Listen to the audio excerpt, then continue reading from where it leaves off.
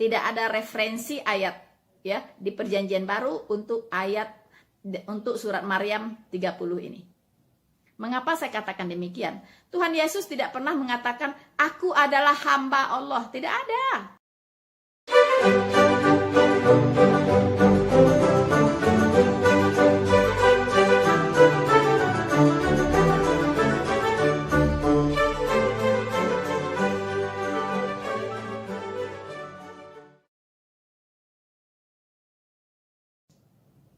Halo teman-temanku semuanya dimanapun Anda berada. Bertemu lagi dengan saya Rina Solihin dalam channel Rina Menjawab. Teman-teman, apa kabar Anda semuanya? Saya doakan kita semua dalam keadaan sehat, selalu happy dan healthy ya teman-teman. Dan tentunya tidak kehilangan sukacita dalam berbagai keadaan ya. Dan kita selalu semakin kuat di dalam Tuhan, semakin bertumbuh di dalam Tuhan dari hari ke hari. Teman-teman, saudara-saudaraku yang terkasih di dalam Tuhan Yesus, dimanapun Anda berada, kali ini saya ingin menanggapi sebuah dialog, teman-teman ya, sebuah kajian dari beberapa ustadz, begitu ya. Ada 3 orang ya yang membahas tentang umat terjemahan, ya. Jadi mereka ingin membuktikan siapa sebenarnya umat terjemahan, ya. Yaitu pembicaranya adalah Ustadz Manahem Ali, ya. Nah, dia mengatakan bahwa ada 3 agama samawi di dunia ini, yaitu Yahudi, Kristen, dan Islam, ya. Masing-masing agama ini memiliki kitab suci. Seperti Yahudi memiliki tanah, yaitu Perjanjian Lama, Kristen memiliki Bible, terdiri dari Perjanjian Lama dan Perjanjian Baru, ya, dan Islam memiliki kitab suci Al-Quran. Nah, dari ketiga kitab suci ini, manakah kitab suci terjemahan yang dimiliki tentunya oleh umat terjemahan? Begitu teman-teman. Rupanya teman-teman, kajian ini mereka buat ya untuk menanggapi tuduhan katanya ya, bahwa ada tuduhan yang mengatakan bahwa Islamlah sebenarnya umat terjemahan itu ya. Nah, mereka dituduh seperti itu, yaitu dengan adanya surat Maryam, di mana di situ Isa Al-Masih berkata-kata, teman-teman ya. Dan tentunya Isa Al-Masih berkata-kata dalam bahasa Yunani, begitu ya, dalam bahasa Yunani. Tapi di Quran kok bisa langsung berbahasa Arab? Nah, itu kan berarti diterjemahkan, ya kan, diterjemahkan ke bahasa Arab. Nah, kemudian Manahem Ali juga mengakui ya bahwa memang benar Al-Quran itu adalah terjemahan, ya. Nah, seperti Adam katanya itu berbicara bukan dalam bahasa Arab, ya kan? Abraham dan semua tokoh-tokoh di Perjanjian Lama itu, ya, tidak berbicara dalam bahasa Arab, gitu. Tapi dalam bahasa Ibrani, nah, diterjemahkanlah ke dalam bahasa Arab. Nah, menariknya dia mengatakan bahwa semua yang tertulis di dalam Al-Quran yang berbahasa Arab itu diterjemahkan oleh Tuhan sendiri. Nah, ini menarik teman-teman ya, diterjemahkan oleh Tuhan sendiri, begitu ya. Nah, dia menyimpulkan lagi bahwa justru yang berpolemik katanya adalah kitab Perjanjian Baru, ya. Nah, kitab Perjanjian Baru katanya tidak tahu bahasa aslinya apa, apakah itu bahasa Yunani atau bahasa Aramaik atau bahasa Ibrani, itu masih belum ada kesepakatan di antara umat Kristen sendiri, begitu, di antara denominasi sendiri, begitu katanya teman-teman, ya. Nah, menarik untuk kita cermati. Nah, tapi bagi saya, terlepas dari mau bahasa aslinya apa, ya, mau bahasa aslinya bahasa Ibrani, mau bahasa aslinya bahasa Yunani, mau bahasa aslinya bahasa Aramaik, itu sebenarnya tidak urgent untuk dibahas, ya.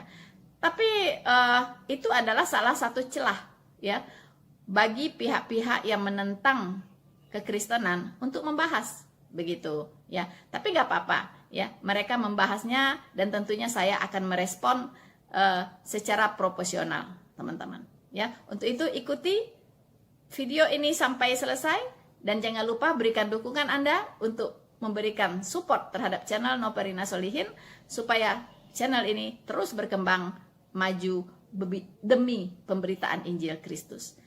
Teman-teman, sebelum lupa, ya, segeralah untuk like, subscribe, dan share video ini.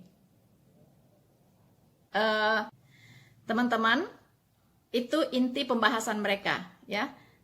Tapi saya tentunya tidak akan menampilkan semua pembicaraan mereka. Saya akan menanggapi yang saya rasa penting untuk saya tanggapi, teman-teman, ya.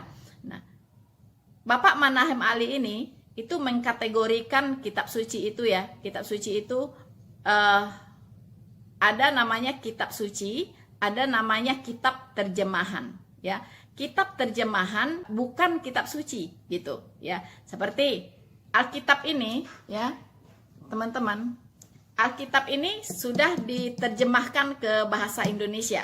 Menurut pandangan Ustadz Manahem Ali, ini bukan kitab suci, ya. Ini bukan kitab suci, tapi kitab terjemahan, begitu, ya. Kitab suci mana? Kitab sucinya adalah yang berbahasa asli, itu kitab suci, gitu, ya.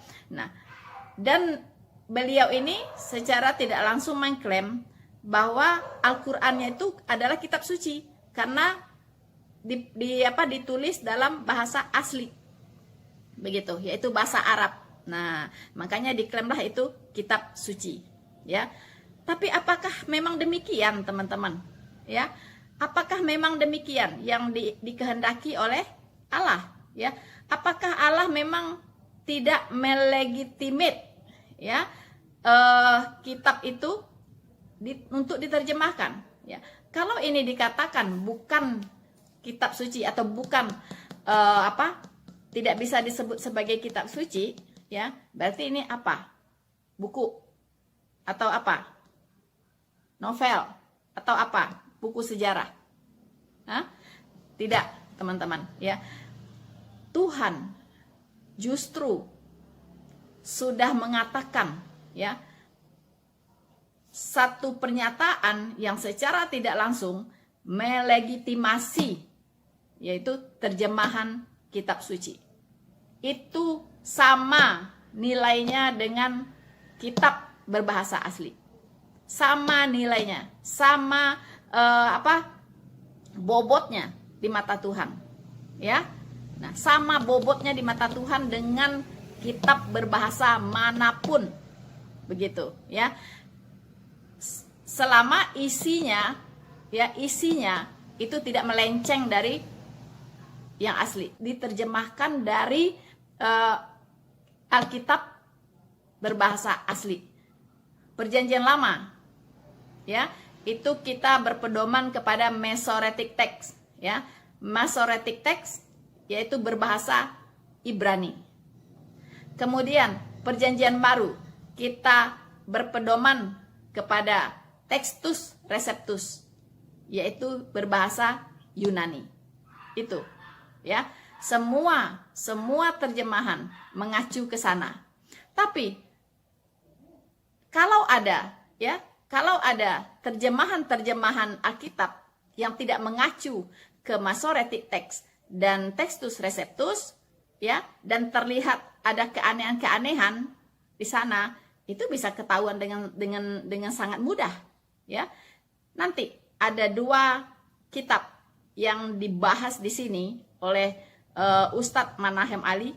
Itu saya sendiri sampai geli, ya. Saya sampai geli, ketawa sendiri gitu mendengarkan itu, melihat kitab itu, dan saya perhatikan isinya itu sangat aneh, gitu, ya. Sangat tidak sesuai dengan apa yang ada di kitab berbahasa asli. Ya, Masoretic Text dan Textus Receptus itu. Ya, sepertinya ini ada unsur tangan manusia, yaitu diterjemahkan oleh orang-orang yang tidak mengerti bahasa asli. Entah apa yang dia pakai sebagai rujukan saat menerjemahkan itu. Ya, nanti kita lihat, dan sangat menarik teman-teman. Untuk itu tetaplah stay dan jangan beranjak. Mari teman-teman, apa pernyataan Ustadz Manahem Ali berikut ini?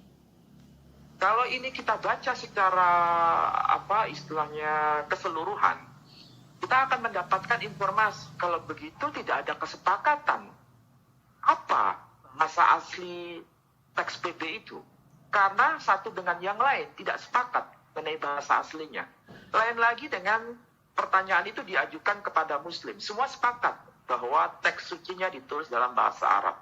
Lain lagi kalau kita bertanya kepada Yahudi, mereka sepakat bahwa teks aslinya ditulis dalam bahasa Ibrani. Sementara Kristiani itu tidak ada titik temu. Ada yang mengatakan Yunani, ada yang mengatakan Ibrani, ada yang mengatakan Aramek. Sampai hari ini tidak selesai. So, teman-teman, ya, jadi si Ustadz ini mengatakan bahwa Al-Quran, ya, dan tanah itu jelas, ya, bahasa aslinya adalah bahasa Arab untuk Al-Quran, dan tanah bahasa aslinya adalah bahasa Ibrani, ya. Sementara Perjanjian Baru itu tidak jelas katanya, ya. Sampai sekarang pun tidak jelas bahasa aslinya bahasa apa. Ya, nah ini teman-teman, ya, tidak ada polemik, ya, di dalam kekristenan tentang bahasa asli Perjanjian Baru, ya. Semua Kristen tahu bahwa bahasa asli Perjanjian Baru adalah bahasa Yunani. Mengapa demikian? Saat ditulisnya Perjanjian Baru dan saat para rasul hidup, di saat itu Israel di bawah penjajahan Yunani, ya. Nah, jadi semua rasul, ya kan, itu berbahasa dalam bahasa Yunani, begitu. Seperti Rasul Paulus, itu sangat menguasai bahasa Ibrani dan sangat fasih berbahasa Yunani, begitu. Nah, jadi udah jelas, ya, sudah jelas teman-teman, tidak ada yang meragukan bahwa Perjanjian Baru ditulis dalam bahasa Yunani, ya, tidak ada perdebatan. Anda boleh, ya, masuk ke sekolah-sekolah teologi yang ada di Indonesia ini, ya. Itu mereka belajar dua bahasa, yaitu bahasa Ibrani dan bahasa Yunani. Itu yang wajib, ya. Jadi mereka bisa berbahasa asli Alkitab, ya. Mereka bisa berbahasa Ibrani, ya. Mereka juga bisa berbahasa Yunani, begitu, ya. Makanya terjemahan kitab suci itu merujuk ke Masoretic Text berbahasa Ibrani, dan untuk Perjanjian Baru kepada Textus Receptus untuk bahasa Yunaninya, begitu. Kalau seorang sarjana teologi, ya, tidak bisa berbahasa Ibrani dan Yunani, itu dipertanyakan. Jangan-jangan dulu kuliahnya di STT odong-odong. Ya, STT odong-odong. Dan pastikan, ya, setiap pendeta atau gembala yang ada, ya, ditabiskan, itu mereka pasti memiliki Alkitab dalam bahasa Ibrani, ya, dan Alkitab dalam bahasa Yunani, begitu. Mereka pegang di tangannya. Jadi kalau ada terjadi kesalahan terjemahan di dalam kitab berbahasa Indonesia ini, itu mereka sudah tahu teman-teman, ya. Seperti gembala saya, itu sudah tahu bahwa bahasa roh yang diterjemahkan oleh Lai itu tidak ada di dalam Alkitab berbahasa asli, tidak ada. Yang ada adalah bahasa lidah, ya, tidak ada bahasa roh. Nah ini teman-teman, ya. Jadi kenapa bisa ketahuan, ya, kenapa bisa dikontrol? Karena gembala saya bisa fasih berbahasa Ibrani dan juga bisa fasih berbahasa Yunani, dan Alkitab berbahasa Ibrani dan bahasa Yunani itu ada di tangannya. Begitu teman-teman, ya. Jadi tidak benar bahwa sampai hari ini tidak beres, ya, di kalangan kelompok Kristen apa bahasa asli Perjanjian Baru. Saya tegaskan hari ini, bahasa asli Perjanjian Baru adalah bahasa Yunani. teman-teman, baiklah kita akan mendengarkan kembali pernyataan dari Ustadz Manahem Ali berikut ini. Surah yang ke-19 ayat yang ke-30. Ini bahasa asli kitab suci ya, bahasa asli kitab suci dalam bahasa Arab yang diterima oleh Nabi Muhammad SAW. Ayat 30 berbunyi begini. Qala inni abdullah atani al-kitab wa ja'alani nabiyya. Jadi qala telah berkata Maryam. Ini telah berkata Isa ibnu Maryam. Qala telah berkata Isa ibnu Maryam. Ini Abdullah. Sesungguhnya aku ini hamba Allah. Atanyal kitab. Aku telah dianugerahkan Alkitab. Ja'alani nabiyya. Aku telah dijadikan sebagai seorang nabi. Bahasa aslinya bahasa Arab. Pertanyaannya begini. Apakah ini ucapan asli dari Isa ibnu Maryam? Jawabannya bukan. Ini bukan ucapan asli Isa ibnu Maryam. Tetapi Allah Tabaraka wa Ta'ala menerjemahkan ucapan Isa ibnu Maryam dalam versi bahasa Arab. Siapa yang menerjemahkan? Tuhan sendiri. Tuhan Maha Hidup sebelum Isa ada, saat Isa ada, dan saat Isa tidak di tengah-tengah kita. Jadi dia maha hidup, sehingga bisa menerjemahkan secara persis apa yang dulu diucapkan oleh Isa ibnu Maryam. Teman-teman, ya, Anda mendengarkan apa yang diucapkan, apa yang diperkatakan oleh Ustadz Manahem Ali tadi? Ya, ada beberapa poin yang saya garis bawahi, teman-teman. Semoga Anda bersepakat dengan saya. Ya, ketika dia membacakan surat Maryam, ya, surat 9 ayat 30, ya. Kata-kata yang saya garis bawahi adalah dia mengatakan bahwa ini surat Maryam ini diterjemahkan memang. Betul, diterjemahkan, ya. Karena Isa katanya tidak bercakap-cakap dalam bahasa Arab. Ya kan? Nah, jadi diterjemahkan ke dalam bahasa Arab. Siapa yang menerjemahkan? Tuhan sendiri, ya. Tuhan sendiri yang menerjemahkannya, teman-teman. Nah, oke. Kita iakan dulu, teman-teman ya. Nanti kita lihat betul apa tidak, ya. Nah, teman-teman, bunyi dari ya surat Maryam ayat 30 ini adalah sesungguhnya aku adalah hamba Allah, katanya. Ya. Jadi dia tuh hamba Allah. Bukan Tuhan. Ya. Bukan Tuhan, tapi hamba Allah, ya. Dan katanya, dan aku diberikan kitab, ya, dalam tanda kurung Injil, ya. Jadi Isa ini diberikan kitab oleh Allahnya, yaitu Injil, ya. Dan aku telah dijadikan seorang nabi. Nah, ya, jadi ada beberapa hal menarik yang perlu kita garis bawahi di sini. Pertama, Isa itu adalah hamba Allah. Yang kedua, ya, dia diberikan kitab Injil, ya kan? Yang ketiga, dia diangkat menjadi nabi. Nah, kata Ustadz Manahem Ali ini diterjemahkan persis, ya, dari bahasa aslinya. Tetapi persoalannya, ya, di dalam Alkitab tidak pernah ada ayat seperti ini.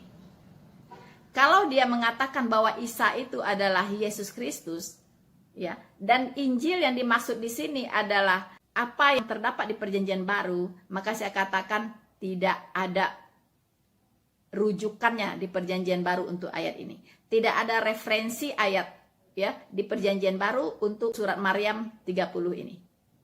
Mengapa saya katakan demikian? Tuhan Yesus tidak pernah mengatakan aku adalah hamba Allah. Tidak ada, ya, tidak ada, ya. Dia tidak pernah mengatakan dirinya itu adalah hamba Allah. Tidak ada, ya. Kedua, dia tidak pernah mengatakan Allah mengangkatnya menjadi seorang nabi. Tidak ada. Cari di Alkitab ayat yang persis. Katanya kan persis tadi kan, diterjemahkan secara persis gitu, ya. Silahkan dicari, ada tidak?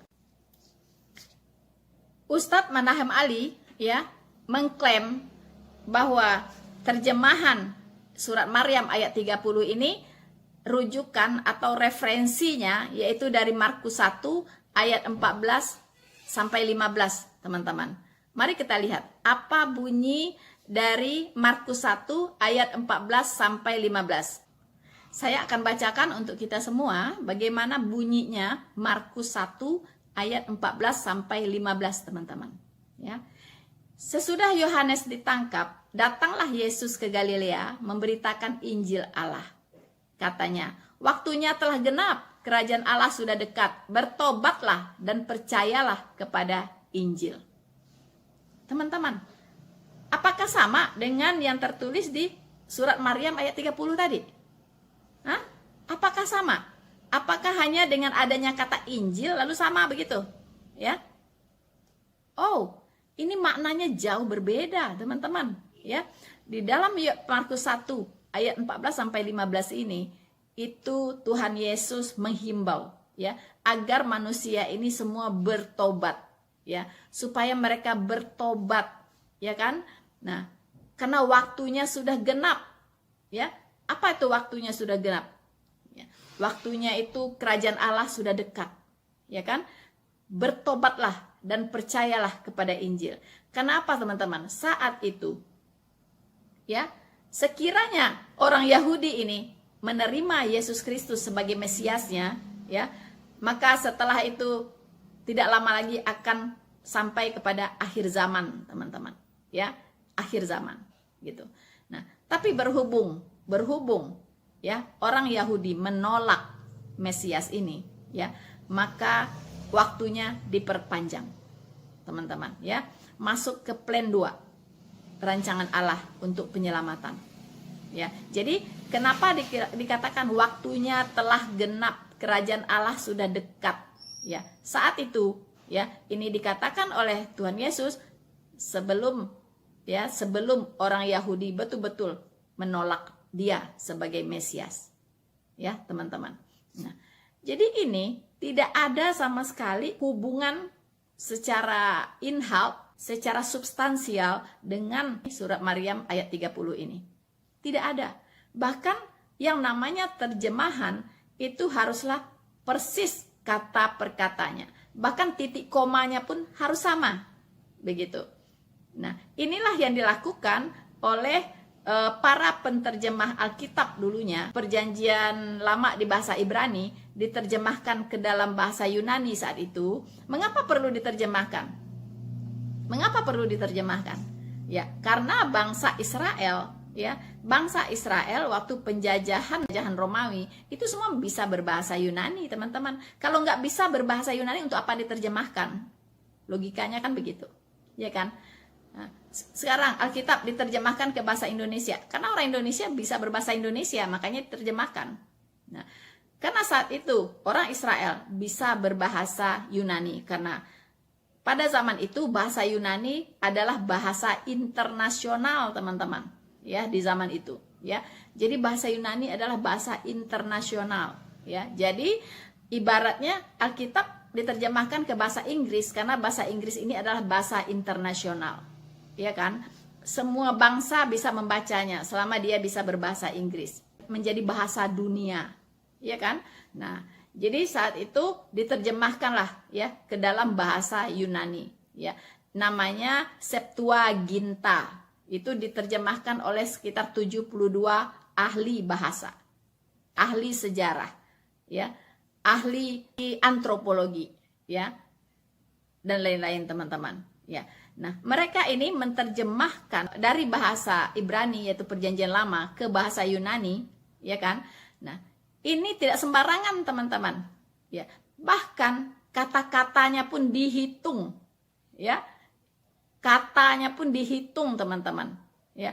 Bahkan huruf-hurufnya pun ya dicek lagi, ya, dicek lagi, jangan sampai ada yang salah. Begitu. Bahkan titik komanya pun diteliti dengan sangat-sangat baik. Ya. Tidak sembarangan. Jadi betul-betul diterjemahkan secara otentik ya ke dalam bahasa Yunani. Nah, tetapi untuk penterjemahan Alkitab di bahasa-bahasa lain tetap mengacu kepada Masoretic Text.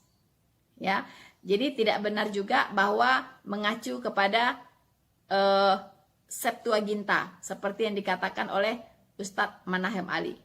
Nah, sekarang puji Tuhan ya, di gereja kami, Gereja Kristen Alkitabiah itu sedang melakukan penterjemahan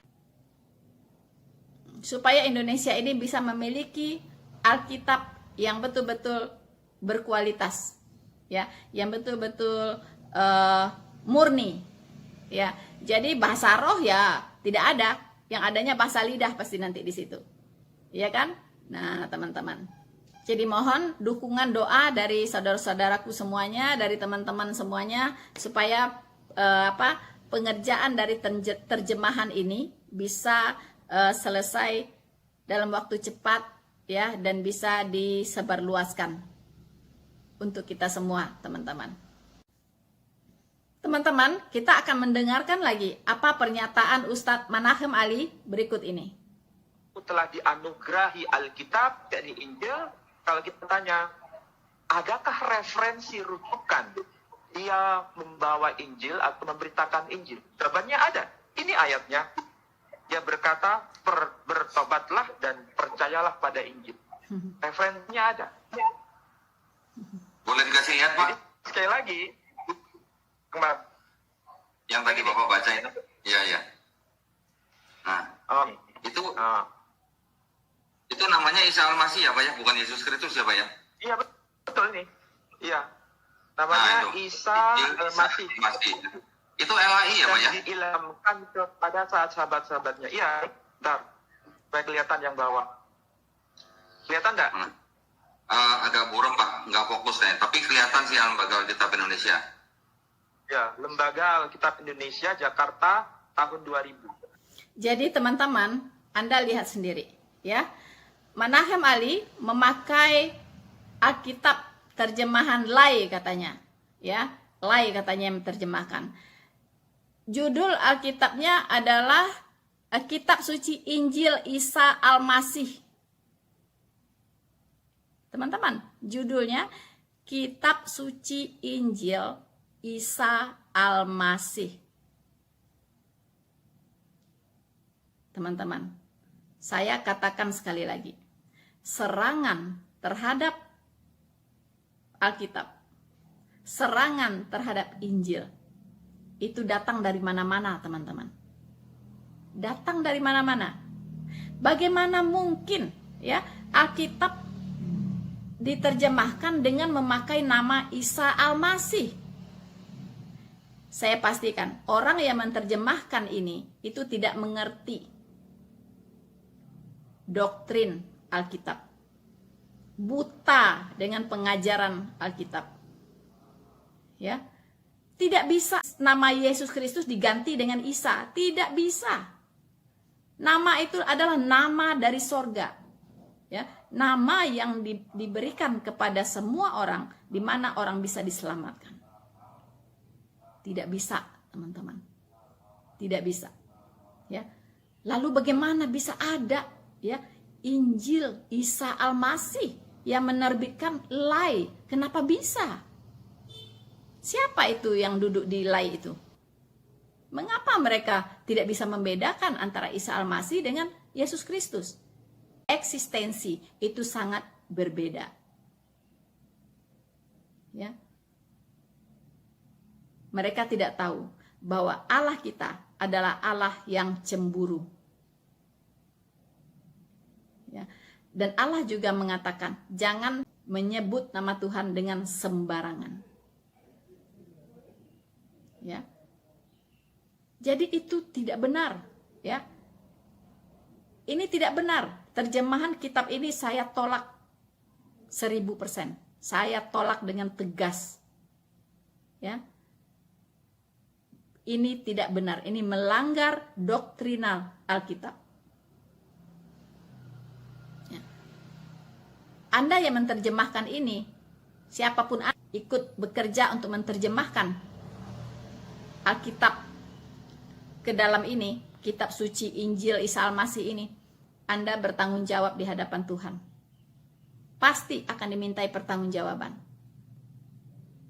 Karena ini Anda mengacaukan Injil. Ya, mengacaukan Injil. Apa itu Injil? Begitu, teman-teman, ya. Nah, ini yang dipakai oleh Ustadz Manahem Ali. Begitu. Makanya jangan disalahkan juga umat muslim, ya, selalu menyerang kekristenan dari kacamata Isa Al-Masih. Ini kesalahan dari umat Kristen sendiri yang tidak mengerti doktrin Alkitab dengan benar, sehingga mencampur adukkan, ya, sehingga menjadi kamir semuanya, memasukkan ragi ke dalam adonan. Ini contohnya, ya, sehingga menyesatkan. Dengan gara-gara inilah mungkin, ya, umat Kristen tidak berhenti-henti diserang oleh umat sebelah. Kenapa? Mereka diserang, ya, mereka pakai kacamata Isa Al-Masih untuk melihat Yesus Kristus. Nggak akan pernah ketemu sampai hari kiamat. Tidak akan pernah ketemu. Ini biang keroknya ini, ya. Menerjemahkan Alkitab pakai bahasa yang tidak alkitabiah, kata-kata yang tidak alkitabiah. Tidak ada nama Isa di Alkitab. Jangan macam-macam Anda. Baiklah teman-teman, kita mendengarkan kembali apa pernyataan Ustadz Manahem Ali berikut ini. Berkata, bagaimana ketika Tuhan bicara dari surga, dia bicara dalam bahasa Yunani atau dalam bahasa Aramaik atau dalam bahasa Ibrani. Sampai sekarang nggak pernah selesai. Jadi kalau dirujuk berkaitan dengan Quran, sebetulnya apa yang dikatakan Quran surah 19 ayat 30, referensinya ada. Di mana itu referensinya? Ini sebagai bukti.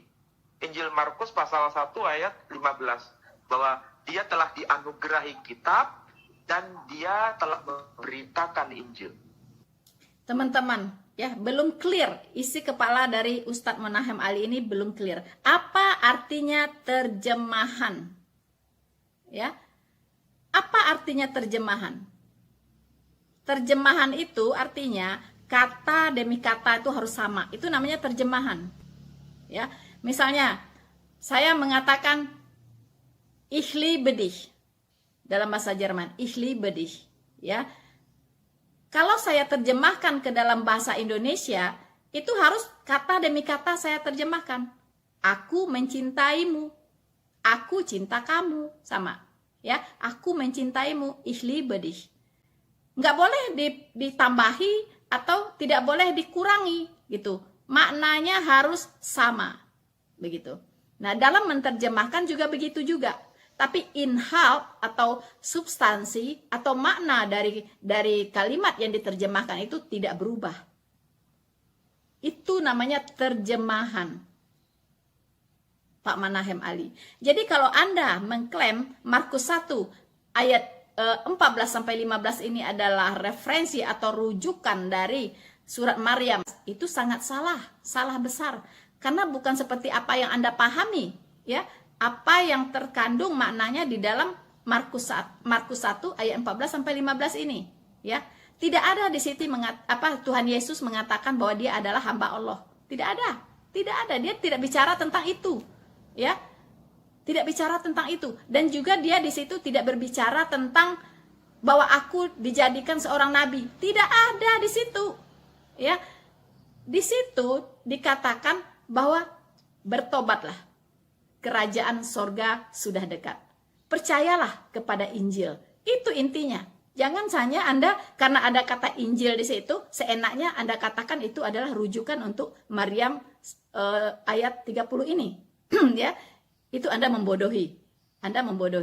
Ya, tidak ada. Secara inhalt, secara makna, secara substansi, ya, penyampaian pesan di dalam ayat Markus 1 ayat 14-15 itu berbeda dengan Maryam 19 ayat 30. Kalau jujur saya katakan, Maryam 19 ayat 30 ini tujuannya adalah untuk menyangkali ketuhanan Yesus.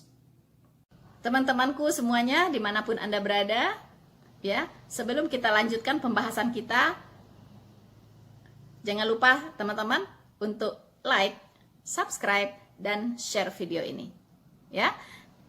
Dan teman-teman, kita akan mendengarkan lagi apa kata Ustadz Manahem Ali berikut ini. Sebelum Islam datang, tolong tunjukkan teks bahasa Arab Bible-nya. Saya sudah buka semua Alkitab berbahasa Arab. Semua Alkitab berbahasa Arab, edisi yang paling awal sampai edisi yang modern, tidak ada satupun kata masjid dalam Alkitab bahasa Arab. Logikanya, kalau sujud ada Pak ya? Masjid adalah istilah Islam saja. Kenapa? Tapi kalau sujud ada Pak ya? Kalau sujud Ya, ada kalau di dalam sujud, bahasa Arabnya. ya, sajadah. Tapi kalau masjid itu istilah Islami karena tidak pernah muncul dalam Alkitab berbahasa Arab, baik era pra-Islam maupun era Islam. Sampai sekarang saya nggak bisa menemukan data itu. Kalau ada, saya minta bukti, sodorkan kepada saya. Saya belum menemukan itu. Adanya hanya di bahasa Indonesia. Yesus masuk ke dalam masjid. Teman-teman, ya, saya ketawa sendiri teman-teman ya. Aduh, ya. Jadi si Ustadz ini selain dari merujuk ya, dia memakai kitab-kitab terjemahan yang aneh-aneh gitu, yang kita orang Kristen sendiri nggak pernah lihat gitu ya. Saya sendiri nggak pernah lihat teman-teman ya. Dia memakai satu terjemahan Alkitab ya, yang diterjemahkan tahun 1941 katanya. Jadi sebelum Indonesia merdeka loh teman-teman ya. Nah, ini kitab terjemahan dari National Bible Society Nederland. Jadi Belanda ya. Jadi terjemahan Alkitab berbahasa Belanda. Nah, kemudian Alkitab berbahasa Belanda ini diterjemahkanlah oleh orang Indonesia ke bahasa Indonesia, teman-teman. Ya, tentunya kalau dilihat dari abjadnya itu masih abjad bahasa Indonesia yang lama ya, teman-teman ya. Nah, terus saya perhatikan lagi. Ya, saya perhatikan lagi tulisannya. Itu misalnya kata yang merujuk kepada Tuhan Yesus, kata ganti ya, kata ganti nama ya. Misalnya kata ganti orang ketiga, nya, itu huruf kecil ya. Dia bicara tentang Yesus Kristus tapi nya-nya huruf kecil, tidak seperti di Alkitab kita hari ini, nya-nya huruf besar. Jadi ketahuan itu maksudnya Tuhan Yesus atau siapa gitu. Ya, kalau nya-nya huruf kecil dipastikan itu maksudnya bukan Tuhan Yesus. Itu ya. Nah, kemudian lagi dia ya. Nah, dia dipakai untuk Tuhan Yesus juga huruf kecil. Huruf kecil, dia biasa D kecil gitu ya. Ya, itu saya lihat begitu, teman-teman ya. Jadi ngaco sekali gitu. Kemudian dari kitab terjemahan ke bahasa Indonesia itu sangat Islami sekali gitu. Ada kata masjid di situ, ya, ada kata Bismillahirrohmanirrohim, ada kata Ka'bah, katanya Yesus masuk ke dalam Ka'bah gitu ya. Mungkin maksudnya bait Allah ya teman-teman ya. Jadi bait Allah yang dimaksud. Tetapi dia ganti katanya dengan masjid ya. Yesus Kristus masuk masjid gitu teman-teman ya. Masuk Ka'bah lah bahkan gitu kan. Terus ada kata Bismillah lagi. Aduh, banyak sekali ya kata-kata Islami yang dimasukkan di situ. Nah, ini yang dibahas oleh Ustadz Manahem Ali ya. Ini apa sebenarnya yang diinginkan dari sini? Secara kasat mata, secara sepintas aja kita sudah bisa menyimpulkan bahwa ini terjemahan ini kalau kita Kristen itu layak untuk dibuang ke dalam sampah. Ya kan, dibuang ke dalam sampah saja terjemahan seperti ini gitu, ya kan. Nah, karena orang saat itu ya, waktu Indonesia belum merdeka ya, kan pendidikan juga masih kurang lah ya orang Indonesia ya. Mungkin dia bisa berbahasa Belanda tapi tidak begitu fasih mungkin berbahasa Belanda gitu kan. Bahasa Indonesia juga masih kurang lah, bahasa Indonesia yang baik dan benar itu mungkin belum bisa begitu kan. Nah, kemudian kosakatanya, karena dia bukan orang Kristen dan dia mungkin belum pernah membaca Alkitab. Jadi kosakatanya pun kosakata Islami gitu. Ya, karena pasti yang menerjemahkan ini orang Islam. Ya, mungkin saat itu di saat namanya perang ya, kondisi perang di Indonesia sebelum merdeka. Ya, itu kan susah sekali gitu untuk Untuk mengakses kepada orang-orang Kristen yang berpendidikan gitu ya, mungkin belum ada gitu kan di saat itu gitu kan. Nah yang ada cuman orang inilah mungkin yang dianggap paling pintar lah untuk menerjemahkan gitu kan. Nah orang inilah gitu, dan dia muslim, pasti muslim karena sudah terlihat dari kosakatanya yang sangat islami gitu, bukan orang Kristen yang menerjemahkan ini. Nah hari ini ya kan, kalau ada ketemu kitab terjemahan seperti ini, tidak perlu dibahas, tapi buang saja ke dalam sampah. Ya, buang saja ke dalam tong sampah, teman-teman. Ya. Nah, oke, teman-teman. Teman-teman, ya. Tidak ada, ya. Orang Kristen tidak memakai rujukan ya, kitab yang kualitasnya seperti ini. Harus catat itu ya, Pak Ustadz. Cukup satu hal yang Anda harus ketahui, bahwa yang menerjemahkan ini adalah orang Islam, titik. Dan tidak perlu dibahas, buang ke dalam sampah. Teman-teman, ada tadi yang dipertanyakan oleh Ustadz Manahem Ali tentang bahasa ya, Tuhan itu berbicara dalam bahasa apa katanya. Dia tidak tahu bahwa Tuhan itu bisa berbicara dalam semua bahasa, bukan hanya dalam satu bahasa. Itulah sebabnya Alkitab itu diperintahkan untuk diterjemahkan.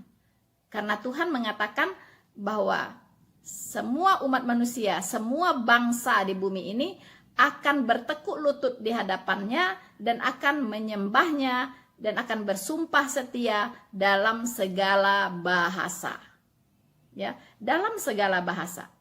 Jadi kesimpulannya, sebenarnya apa sih urgensinya gitu ya, membahas apa yang dibahas oleh Ustadz Ustadz Manahem Ali ini. Kalau saya lebih penting ya, kalau ingin membuktikan bahwa itu betul-betul terjemahan yang benar, lihat isinya, lihat substansi dari ayat tersebut ya, lepas dulu dari kata-katanya, tapi substansinya, maknanya benar nggak sama dengan ayat-ayat yang dirujuk di dalam kitab sebelumnya. Jangan-jangan menyimpang, jangan-jangan ada yang diselewengkan, malahan dirubah. Itu lebih penting kalau untuk dibahas gitu. Mengapa kalau kita berpatokan kepada tanah, banyak sekali secara historis apa yang ada di Al-Quran itu berbeda dengan yang ada di Alkitab. Nah, itu lebih urgent untuk dibahas. Ya, mengapa bisa demikian? Nah, misalnya, kenapa Ishak yang dikorbankan oleh Abraham di Alkitab berubah menjadi Ismail di Al-Quran? Ya kan? Nah, dari rancangan penyelamatan Allah melalui juru selamat dan penebus di dalam Alkitab berubah menjadi perbuatan baik, ya kan? Nah, Yesus Kristus di dalam Alkitab adalah Tuhan, sudah dinubuatkan di Perjanjian Lama dan digenapi di Perjanjian Baru. Mengapa sampai berubah menjadi sekedar nabi? Bahkan wanita yang melahirkannya pun berbeda. Maria berubah menjadi Maryam, saudara perempuan Harun. Mengapa bisa demikian? Ya kan? Nah, substansi dari Alkitab dan substansi dari Al-Quran itu lebih penting untuk dibahas. Next video. Mengapa itu penting untuk dibahas, teman-teman? Karena Tuhan sudah berpesan ya di Yesaya 45 ya. Ayat 22 sampai 23 ya. Tuhan Alkitab berfirman, "Berpalinglah kepadaku dan biarkanlah dirimu diselamatkan, hai ujung-ujung bumi," artinya tanpa kecuali. "Sebab akulah Allah, tidak ada yang lain. Demi aku sendiri aku sudah bersumpah, dari mulutku telah keluar kebenaran, suatu firman yang tidak dapat ditarik kembali. Dan semua orang akan bertekuk lutut di hadapanku dan akan bersumpah setia dalam segala bahasa." Inilah dasarnya. Mengapa Alkitab ya harus diterjemahkan ke dalam berbagai bahasa supaya semua bangsa mengenal Allah yang di Alkitab ini dengan benar. Ya, tidak hanya menampung dari para pemuka agamanya. Belum tentu dia benar. Kalau dia salah bagaimana? Semua umat salah. Nah, Allah tidak mau. Setiap orang itu punya akses langsung kepada Alkitab. Kemudian teman-teman, Tuhan juga berpesan, ya, bahwa firman Tuhan itu tetap untuk selama-lamanya. Walaupun diterjemahkan, itu tidak boleh dirubah-rubah. Ya, tidak boleh dirubah maknanya, pesan yang ada di dalam firman Tuhan tersebut. Tidak boleh dirubah, ya. Kita baca 1 Petrus 1 ayat 24. Sebab semua yang hidup adalah seperti rumput dan segala kemuliaannya seperti bunga rumput. Rumput menjadi kering dan bunga-bunga gugur. Tetapi firman Tuhan tetap untuk selama-lamanya. Inilah firman yang disampaikan Injil kepadamu. So, firman Tuhan itu tetap untuk selama-lamanya. Teman-teman, ya, pesan terakhir dari Tuhan kita adalah, ya, camkan ini baik-baik, Yesaya 51. Arahkanlah matamu ke langit dan lihatlah ke bumi di bawah. Sebab langit lenyap seperti asap, bumi memburuk seperti pakaian yang sudah usang. Dan penduduknya akan mati seperti nyamuk. Tetapi kelepasan yang kuberikan akan tetap untuk selama-lamanya. Dan keselamatan yang daripadaku tidak akan berakhir. Ya, dengarkanlah aku. Hai kamu yang mengetahui apa yang benar. Hai bangsa yang menyimpan pengajaranku dalam hatimu. Janganlah takut jika diaibkan oleh manusia. Dan janganlah terkejut jika dinista oleh mereka. Sebab ngengat akan memakan mereka seperti memakan pakaian, dan gagat akan memakan mereka seperti memakan kain bulu domba.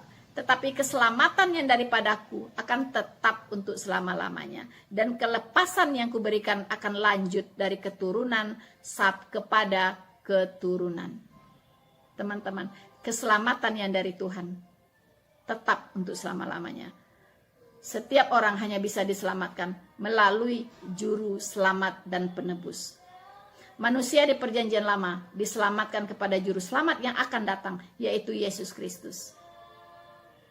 Manusia di perjanjian baru dan sampai manusia terakhir nanti, itu diselamatkan oleh juru selamat yang sudah datang, juga Yesus Kristus. Makanya Tuhan Yesus berkata, akulah jalan, kebenaran, dan hidup. Tidak ada seorang pun yang bisa kepada Bapa kalau tidak melalui aku. Yes, hanya melalui Tuhan Yesus engkau bisa diselamatkan. Teman-teman, saya kira sekian dulu pembahasan saya kali ini. Ya, biarlah semua yang saya bagikan menjadi berkat untuk kita semua, semakin menguatkan iman kita, semakin teguh berdiri di dalam iman yang benar kepada Yesus Kristus.